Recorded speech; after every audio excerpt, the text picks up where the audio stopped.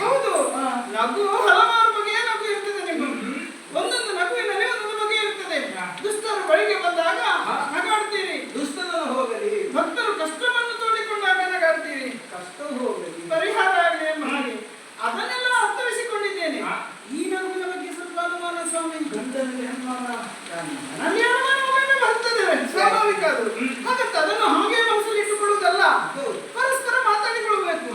ಅದು ಒಬ್ಬ ಹೊಡೆಯುವುದಲ್ಲ. ಸಮಾಜದಲ್ಲಿ ಏನಾಯ್ತು ಸ್ವಾಮಿ ಅಂತ ಸಮಾಧಾನದಲ್ಲಿ ಕೇಳಬೇಕು. ಹಾಗಂತ ನಿಮ್ಮಲ್ಲಿ ಕೇಳ್ತಾ ಇದ್ದೇನೆ, ಆವನಾರಿಯ ಮೇಲೆ ಮನವಾಯ್ತು ನಿಮಗೆ?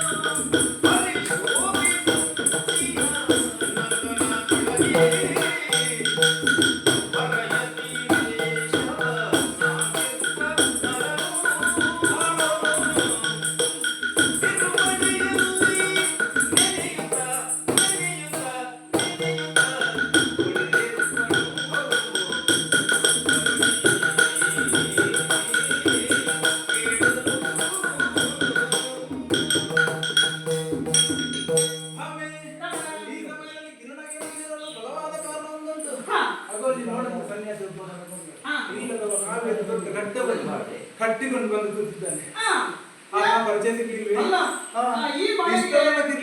ಈಗ ಬಂದದ್ದು.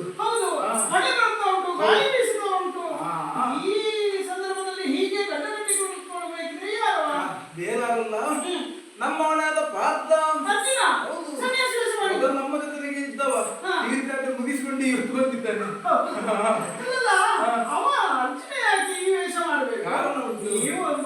ವೇಷ ಮಾಡಿಸ್ತೀವಿ. ಹಾಗೆ ಮಾಡಲಿಕ್ಕಿಲ್ಲ. ಇದಕ್ಕೊಂದು ಬಲವಾದ ಕಾರಣ ಉಂಟು. ನನ್ನ ತಂಗಿಯಾದ ಸುಭದ್ರನ ಅಮ್ಮನಾದ ಬಲಭದ್ರನ ಕೌರವನಿಗೆ ಬಿಟ್ಟು ಮದುವೆ ಮಾಡಬೇಕೆಂದಿದ್ದಾರೆ. ಹೌದು, ಕೌರವನಿಗೆ ನನ್ನ ತಂಗಿಯನ್ನು ಕೊಟ್ಟೆಂದಾದರೆ ಏನಾದಿತ್ತು ಹೇಳು? ಯೋಚನೆ ಮಾಡುವ ಸಂದರ್ಭದಲ್ಲಿ ತೀರ್ಥಯಾತ್ರೆ ಮುಗಿಸಿ ಬಂದಂತ ಪಾರ್ಥನು ನನ್ನ ತಂಗಿ ಸುಭದ್ರೆಯನ್ನು ಕಂಡು ನನ್ನಲ್ಲಿ ಒಂದು ಮಾತನ್ನು ಕೇಳಿದವನಿದ್ದಾನೆ. ಸುಭದ್ರೆಯನ್ನು ತನಗೆ ಮದುವೆ ಮಾಡಿಸಿಕೊಡು ಎಂಬುದಾಗಿ ಒಪ್ಪಿಗೆ ಸೂಚನೆ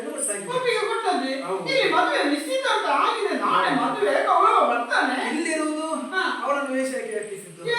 ಸನ್ಯಾಸಿಗಳನ್ನು ಕಂಡರೆ ಅಪಾರವಾದಂತ ಗೌರವ ನನ್ನ ಬಲಭದ್ರನಿಗೆ. ಸನ್ಯಾಸಿಯನ್ನು ತಿಳಿದು ತಂಗಿಯನ್ನು ಸೇವೆಗೈಯಲ್ಲಿ ನಡೆಸುತ್ತಾನೆ. ಮನದಿರವನ್ನು ತಿಳಿಸಿದಂತ ಪಾತ್ರವನ್ನು ಕರೆದುಕೊಂಡು ಹೋಗಿ ಮದುವೆಯಾಗುತ್ತಾನೆ. ನಾಳೆಯಿಂದ ಗೌರವವನ್ನು ಬಾಸಿಂಗವನ್ನು ಕಟ್ಟಿಕೊಂಡು ದಿಬ್ಬಣದ ಮೇಲೆ ಇಲ್ಲಿಗೆ ಬರುತ್ತಾನೆ. ಹೇಗೆ ಬರುತ್ತಾನೆ? ನನ್ನ ಮದುವೆಯಂತೆ, ಹಿಂದೆ ನನ್ನ ಮದುವೆಯಂತೆ. ಹೌದು, ಹೆಣ್ಣಿಲ್ಲೆಂಬ ಅವಮಾನ. ಹೆಣ್ಣು ಕೊಡುತ್ತೇನೆ ಅಂತ ಹೇಳಿದಂತ ನನ್ನ ಬಲಭದ್ರನ ವಚನ ಭಂಗ. ಮತ್ತೆ ನೀವು 8 ಮಂದಿಗೆ ಹೋಗಿ ಬೇಕಂದ್ರೆ ಬಹಳಷ್ಟು ಕಷ್ಟ ಆಗಿದೆ. ನನ್ನವರನ್ನು ನಂಬಲಿಕ್ಕೆ ಆಗುದಿಲ್ಲ. 8 ಉಂಟು 9 ಆಗುತ್ತದಂತ ಸ್ವಲ್ಪ ಇದಕ್ಕೆ ಇಲ್ಲಪ್ಪ. ಈಗ ಅರ್ಥ ಆಯ್ತು ನೋಡಿ. ಅದಕ್ಕೆ ವಿಚಾರ ಇದ್ರೆ ಏನಾದ್ರು ವಿನಿಮಯ ಮಾತಾಡಿಕೊಂಡು ಅದನ್ನು ಸರಿಪಡಿಸಿಕೊಡ್ಬೇಕು. ಅದಕ್ಕೆ ಸಂಸಾರ ಅಂತ ಹೇಳುದು. ಇಲ್ಲದ್ರೆ ಆದೀತು ಸ್ವಾಮಿ, ಅರ್ಥವಾಯ್ತು. ಈ ವಿಚಾರವನ್ನು